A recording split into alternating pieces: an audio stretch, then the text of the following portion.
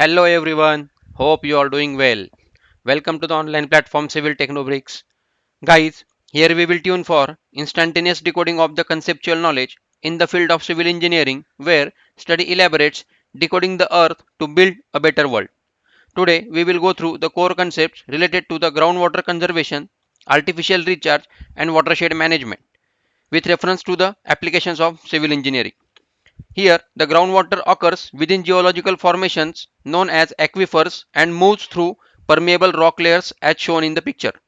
Recharge areas allows rainwater to infiltrate and replenish groundwater reserves naturally. So, the unconfined aquifers receive direct recharge from surface water, whereas confined aquifers are protected by impermeable layers. Aquitards restricts groundwater movement and influence aquifer behavior.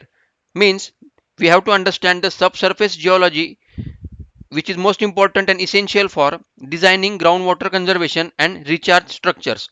So structural approach for engineering and hydrology professionals, which is most important on the basis of the elevation model, surface model and the terrain model, where the topographical characteristics like slope, gradient are studied, and the whole construction projects will design accordingly.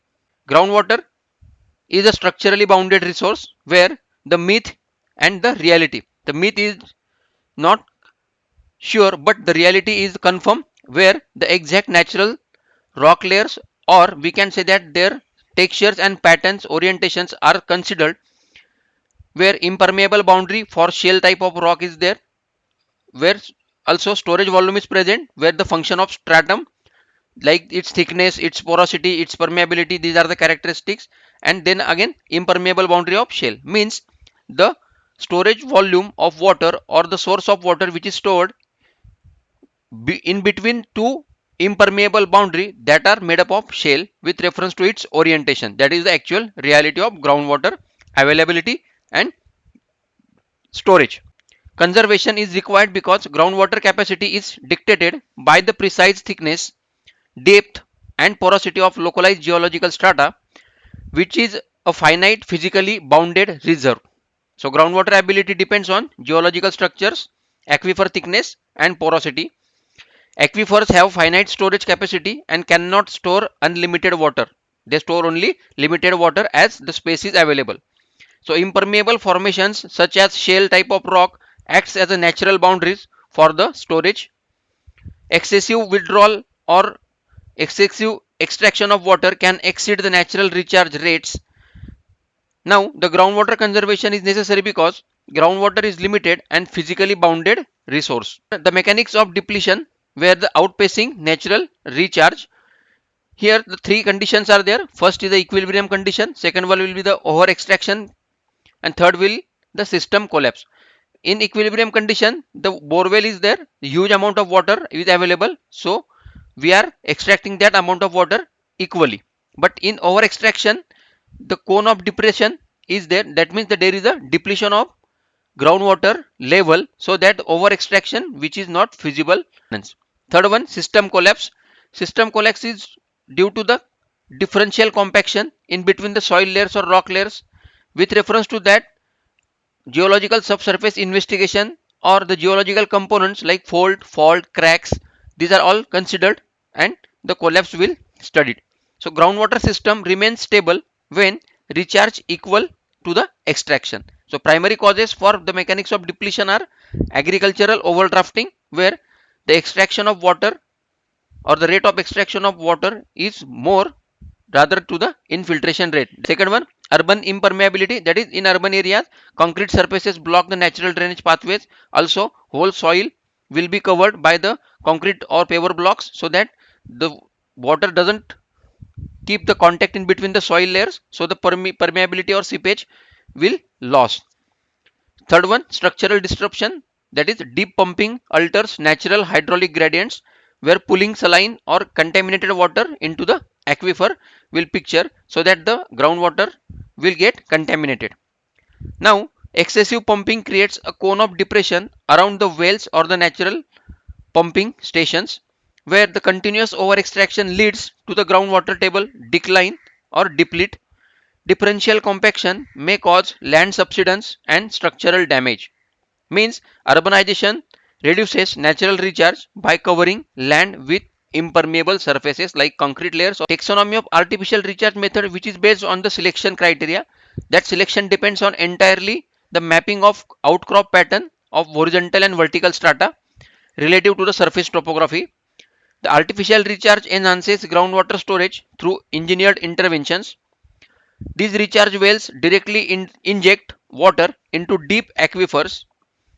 That aquifers or the recharge wells have some methods, like recharge well method, percolation tank method, and check dam method for recharging on the basis of some legends like target strata, ideal topography, and structural dependency. So the percolation tanks promote infiltration into shallow aquifers, check dams, slow runoff, and increase groundwater recharge continuously. Selection of recharge method depends on geology, topography, and aquifer characteristics as explained in the descriptive table.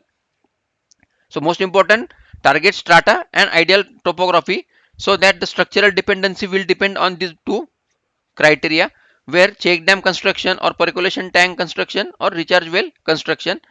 For recharge well, structural dependency is high, where require mapping fault lines and faults. For percolation tank, which is the structural dependency is medium, that is, it requires permeable outcrop patterns. And for check dams, also structural dependency is high to avoid strike slip faults that causes leakages. Recharge wells, they are the penetrating dipping strata.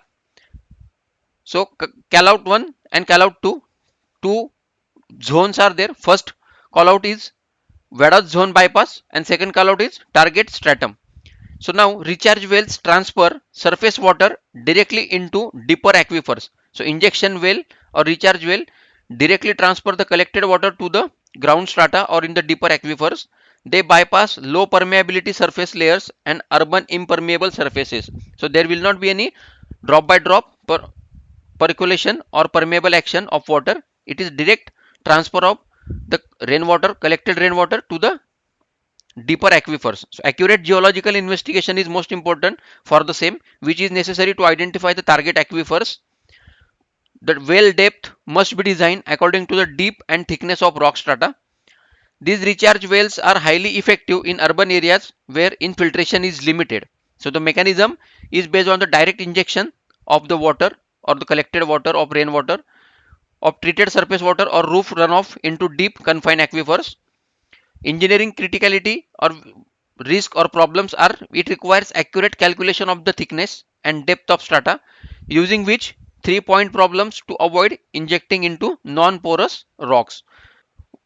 Moving towards the percolation tank, which is the maximizing surface infiltration. So three basic criteria: functions, sitting rule, and geologist constraint. Percolation tanks are constructed in natural terrain with reference to the slope and gradients which are available, just like the topographical characteristics, where the rainfall intensity is more.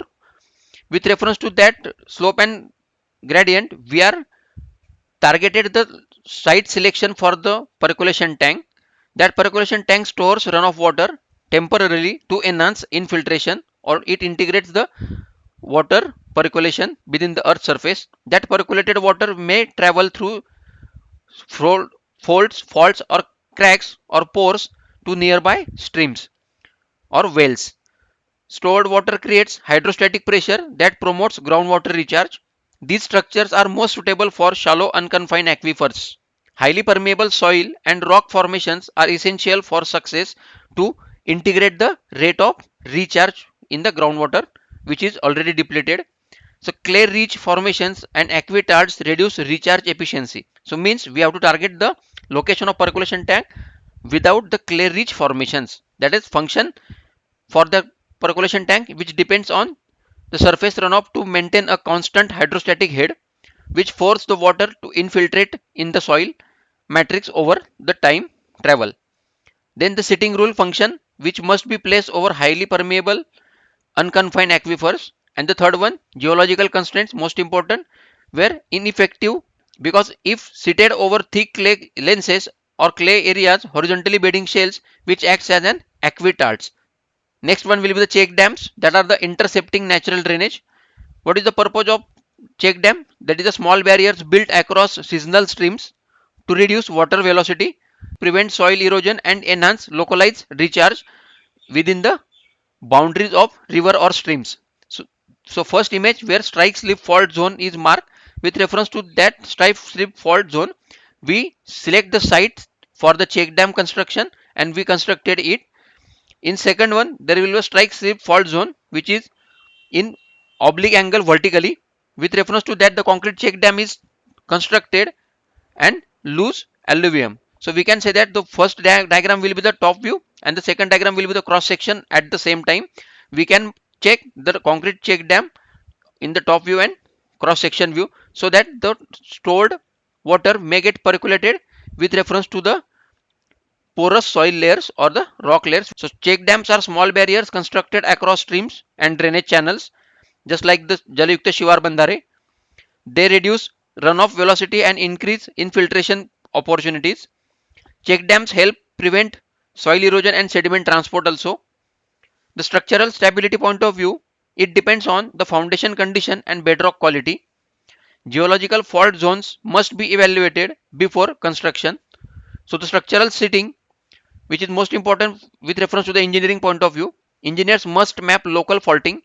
Dams must intersect competent bedrock to ensure structural stability and predictable recharge plumes. Nowadays, that is the rainwater harvesting. Each and every urban area or society or any urban sprawls, they must have to follow the municipal corporation rules of rainwater harvesting nowadays, from catchment to aquifer. So first is the catchment, that is roof surface catching rain. Second one will be the conveyance, that is gutters and downspouts, or we can say that the pipeline structure to travel that collected water. Third one will be the filtration, that is desilting chamber and sand filter. And after that, the old water is forwarded to the injection purpose, that is recharge into the deep bedrock. So with reference to the urban integration, it transforms impermeable urban footprints into active recharge zones. The system followed where volume harvested is equal to catchment area into rainfall into the runoff coefficient. The rainfall harvesting captures rainfall from rooftops and paved surfaces. Conveyance systems transport water through gutters and pipelines. Filtration units remove sediments and contaminants before recharge. Recharge structures detect directly harvested water into aquifers. Urban rainwater harvesting converts impermeable surfaces into recharge zones. That is the watershed concept, where defining the hydrological boundary. The hydrological boundary is nothing but a geohydrological unit draining to a common point with reference to the layer structure of the topography, where intervention, which is a natural subsurface or surface flow within the slope, then structure contours are studied, and then topography with reference to the digital elevation model, so that we can mark the ridge lines or surface ridge lines for the watershed. With reference to the engineering point of view, we have to effectively manage and requires mapping of both surface topography and drainage point of view. The subsurface structural contours as groundwater divides do not always align with surface ridges, so that the large amount of water will get collected in the watershed. So a watershed is a geographical area draining water toward a common outlet with reference to the slope. Surface topography controls watershed boundaries and drainage patterns. Subsurface groundwater flow may not always flow surface drainage divides. So effective watershed planning requires understanding of both surface and subsurface hydrology. Watersheds from the basic unit of integrated water resource management, which is most important phenomenon nowadays for the storing the large amount of water in minimum duration and area. Integrated watershed management technique. So integrated watershed management technique, which is most important phenomena while taking the topographical conditions in understanding. First ridge area, second one will be the slopes, and third one will be the valley. So system blueprint is based on these three concepts. Ridge area, where afforestation and contour trenching is required. Second one will be the slopes, where tracing and vegetative barriers are required to construct, so that the flowing water may get obstacle, and that obstacle water gets infiltrated or percolated through the streams within to the earth surface, and that whole percolated water may travel toward the downward side to the nearby valley portions, where check dams and percolation tanks are constructed.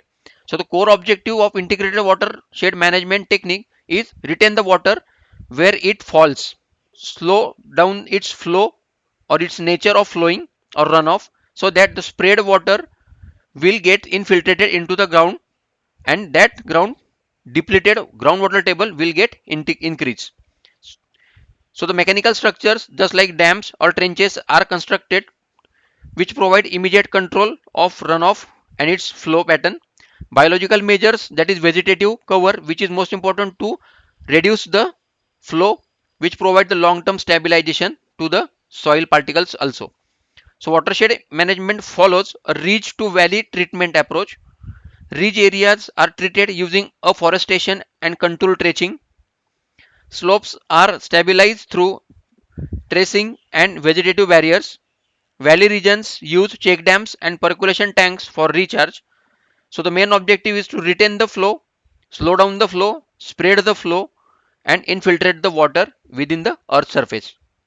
The soil and water conservation point of view, where unmanaged and managed. With reference to hillside creep, unmanaged condition is there, means there will be a landslides due to the heavy rainfall with reference to the porous soil which is available on the top surface. But at the managed, there are so many trenches are constructed, and with reference to that trenches we can slow down the actual runoff, and that obstacles may increase the percolation activity. So the threat is uncontrolled runoff strips at the topsoil, and which induces structural failures like hillside creep, collapse or landslides. But the solution is contour bunding, where earthen banks built strictly along topographic contours, where gully plunging is also one of the type, where stone barriers in natural erosion channels to halt velocity are constructed. Again, the conservation agriculture, which is one of the pattern, where deep plowing and crop rotation to maintain soil matrix integrity. So uncontrolled runoff, or we can say that the heavy runoff causes erosion, slope instability and land degradation, where the contour bunding reduces runoff velocity and improves infiltration. The gully plunging controls erosion within drainage channels. Conservation agriculture improves soil structure and moisture retention. Soil conservation directly supports groundwater conservation efforts. Most important and advanced technique, that is remote sensing and GIS in watershed planning. So first image, where land use and land cover, that is LULC is there. That is, there will be a satellite imagery taken by using the GIS models. Second one will be the drainage density, and which gives the layer based structure with reference to the digital elevation model, which studies the slope and gradients or the patterns of topographical slopes. Remote sensing provides special information on land use and land cover. Digital elevation models helps to analyze watershed slopes and drainage patterns. Lineament analysis identifies fractures and fault zones favorable for groundwater occurrence. So GIS integrates geological, hydrogeological and topographical data sets. So these technologies may help in locating optimal recharge and conservation sites on the basis of data integration, structural mapping and trend surface analysis. So data integration, which is based on GIS, superimposes geophysical layers to instantly identify optimal recharge zones. Second one, structural mapping, where satellite alignments analysis detects deep seated faults and master joints invisible from the ground. And third one will be the trend surface analysis, that is computers generate automated structure contour that maps to predict aquifer depth across the mark watershed. Will be the historical proof of concept, that is ancient Indian systems. The traditional Indian water systems demonstrate sustainable groundwater management. Johads function as earthen check dams that store runoff and recharge aquifers, as shown in the picture with reference to the cross section of various rock and soil layers. Step walls, or we can say that the step wells, were engineered structures providing direct access to the groundwater. Ancient systems were designed according to local geology and topographical conditions. These traditional methods remain relevant for modern watershed planning based on Johad, that is earthen check dam, step well, that is wow, and unconfined aquifers in the subsoil exploration.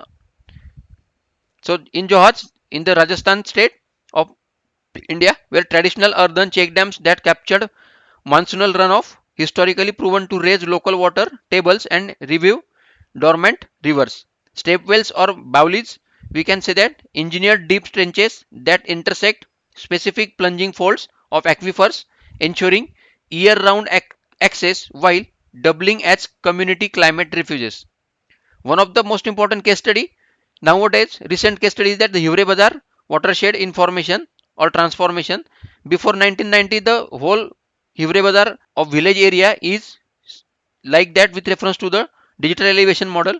But after our present condition, that Hiware Bazar with reference to the digital elevation model is the picture number 2. So what is the intervention?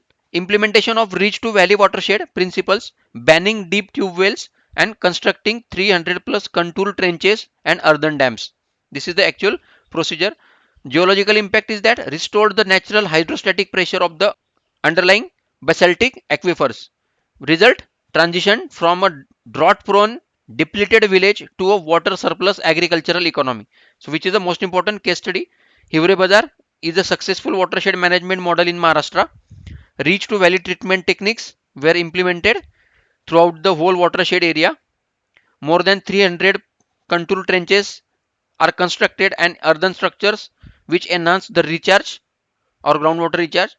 Groundwater levels improved significantly due to increased infiltration. The village transformed from a drought prone region into a water surplus area. Stay tuned, guys. Happy learning.